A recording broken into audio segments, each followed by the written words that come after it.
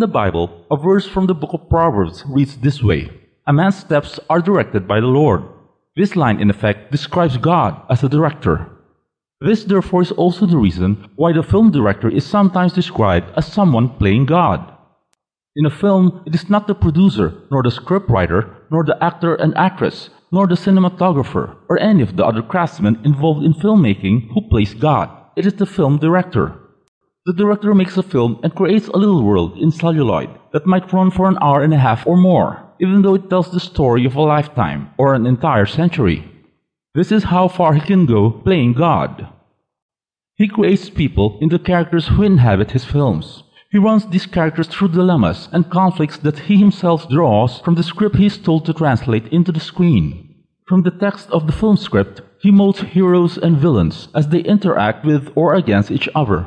He conjures places, sometimes imaginary and out of this world, from studio sets or actual locations.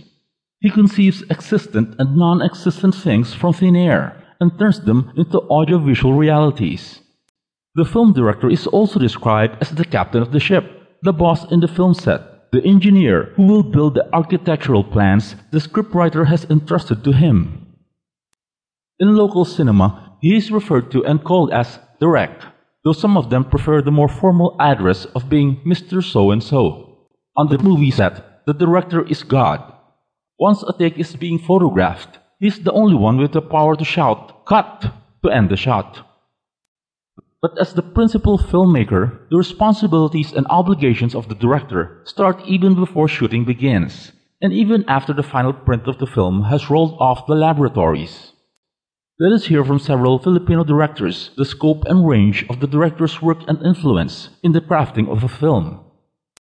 What is the scope and range of the director's work and influence in the crafting of a film? Where do directors come from? There are instant directors, meaning they come barging into the film industry as full-fledged directors at once, but they belong to a rare species. Most of these instant directors are producers themselves, or are scions of established producers. But normally, directors come from the ranks of the other craftsmen involved in the making of a film. They may have started as scriptwriters, editors, cinematographers, assistant directors, production designers, or even actors and actresses. The country has 5 national artists for film, and they are all directors. Most of them were scriptwriters first before they graduated into direction. They are Gerardo de Leon, Lamberto Avellana, Lino Broca, Ismael Bernal, and Eddie Romero, the only one still alive. There are 2 main modes on how directors get their film assignments. Either they are commissioned by a producer, or they submit film projects to the producers. In local film business, the main consideration in getting a director for a particular assignment is his or her track record, meaning the box office performance of the body of work he has already directed. The other primary consideration is the director's forte, of what genre of films he can best handle. Thus, directors known for their action pictures are usually given action assignments, while drama or comedy directors are assigned to drama and comedy films. The director's work can be divided into 3 major phases: pre-production, the shooting aspect, and post-production. A director's involvement in these phases must remain in the same level of intensity all throughout. In pre-production, everything begins with the screenplay, written by another person or by the director himself. The screenplay is the seed or root or architectural plan of any film project. The budget will be decided upon based on the script's requirements. With the screenplay approved for shooting and the budget in place upon approval of the producer, the director, with the demands and suggestions of the producer, draws up the casting of all lead actors and actresses, as well as supporting players, and even cameo and guest performers. Then he comes up with his production staff and the camera crew and unit. In some instances, the staff and crew are formed even before the casting has been finalized. With his production assistant, cinematographer, and production designer, the director then proceeds to look for the right and appropriate locations. He then makes, together with the assistant director, the daily shooting schedule for the entire film project. The shooting phase or principal photography follows. The bulk of work of translating the screenplay into film begins. Some films are finished in a few days. Others take months to shoot. During a short or long duration of shooting, the director must allot 100% of his time and effort to this phase of filmmaking. During shooting, the director's work involves the composition of the shot, the preparation of the scene, the motivation of the performers, and the actual shooting of a scene. The director describes the scene to be caught by the camera. Along with the cinematographer, the director composes his shot, opting for the camera angle, the lenses to be used, or the possible camera accessory to be utilized. He even confers with the cinematographer about the lighting, the choice of film negative, and the right exposure. He orders his assistant director to prepare the scene. After telling the cinematographer the camera placement, and while he coaches the principal performers, his assistant prepares the scene and attends to the minor details before the camera starts rolling. The director decides whether or not to rehearse the actors and actresses involved in the shot. Some directors rehearse a lot, while others prefer shooting a take without one, to bring out spontaneous acting from his cast. The director takes time to explain the intended effect and justification for the take, by motivating the performers to immerse themselves emotionally into their respective characters. This has been simplified through prior story conferences, or even one-on-one meetings wherein the characters are dissected and discussed, as well as the social environment and period realities around which the script revolves. On the set, the director has the last chance to augment the cast's understanding of their roles, especially about the nuances and little details he wants to be emphasized. He sometimes acts out the scene or delivers the lines in the manner he wants his performers to do them. Then the shooting takes place. Most often, the director calls for the lights to be set in place. The assistant director yells, "Quiet on the set!" Then the often heard shout of the director, "Camera!" The cameraman or his assistant answers with, "Rolling!" The number and the sequence of the take are yelled out. The director finally shouts, "Action!" The performers begin to act out the scene. The take is where the director plays God. Under his command, the performers are told exactly where to stand and how to move and when to deliver his or her lines. Action. This stresses a dictum in filmmaking that all persons and things in front of the camera take the cue and move at the director's discretion and command. At the director's command again, with a single shot of "Cut!" Perfect. the camera stops rolling. The director can either request for another take or simply indicate that he is contented with the scene just photographed by advising, "Print it." The process becomes regular throughout the shooting days as prescribed in the schedule. After the end of the shooting day, called the wrap, the negatives exposed for the day are sent to the production laboratory to be printed into rushes which the director can view as dailies. After all sequences have been shot or reshot, the work of the director moves over to the post-production phase. Let us hear from some directors about the importance of the post-production in the filmmaking process. The main area of work in post-production involves editing, which puts all the photographed sequences chronologically according to the sequence numbers.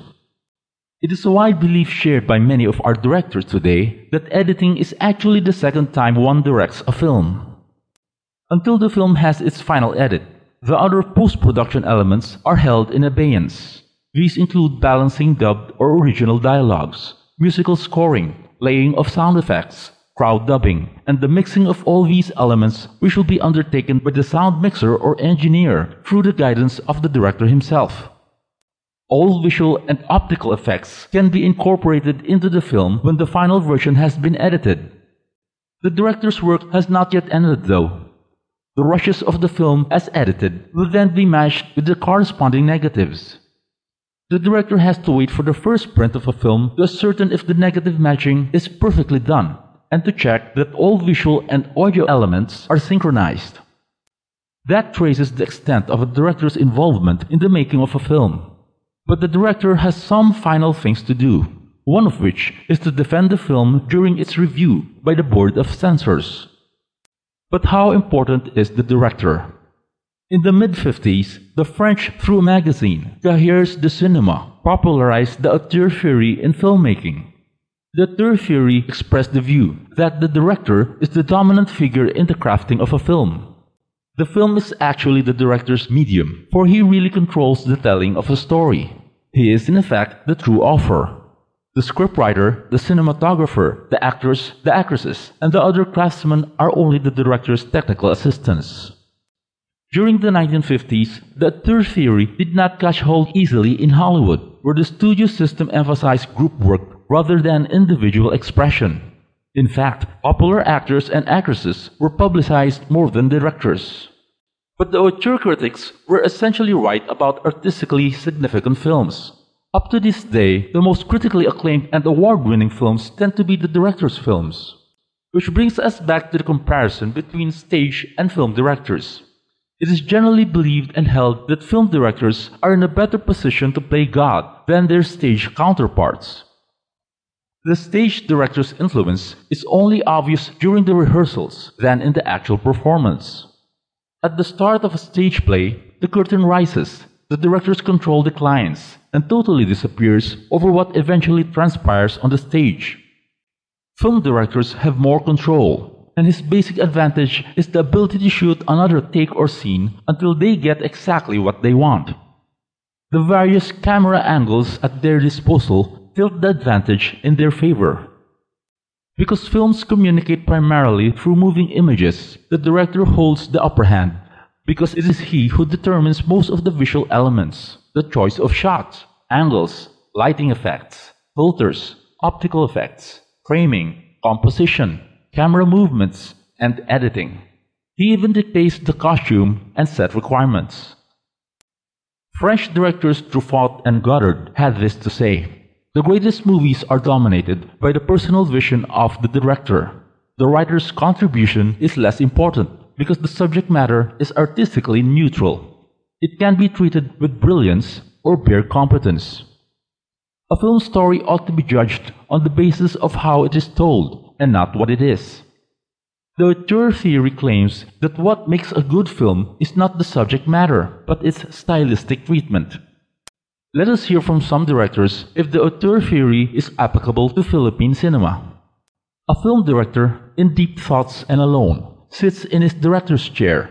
In his mind, he starts to build a story, the obvious beginning of a screenplay that he will eventually be translating into the screen. Then he begins to interact, immersing himself in a series of meetings, as if there is no tomorrow. He gets a producer interested in his idea. The two of them organize a production staff and finalize the crafting of their film project. With his staff and crew and cast, the producer's financial backing, the director translates the script into a film. He finishes shooting and puts his film together until he comes up with the final print. Then he sits again in his director's chair, in deep thoughts and alone. In his mind, he starts to build a story. And this is how films are made for every one of us.